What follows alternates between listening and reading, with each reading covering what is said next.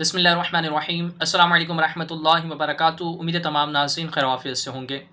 आज की इस वीडियो में हम ख्वाब में घर के अंदर रोशनी देखने की ताबीर बताएंगे। यानी अगर कोई शख्स ख्वाब देखता है और वो ख्वाब में अपने घर पर मौजूद है और घर को बहुत ज़्यादा रोशन देखता है, अपने घर के अंदर बहुत ज़्यादा रोशनी देखता है, तो इसकी ताबीर उलमा मुअब्बिरीन क्या बयान करते हैं, इस मुख्तसर सी वीडियो में इंशाल्लाह आपको बताएंगे। वीडियो को मुकम्मल देख लीजिएगा। वीडियो पसंद आए तो इसको लाइक कर आगे शेयर भी कर दीजिएगा।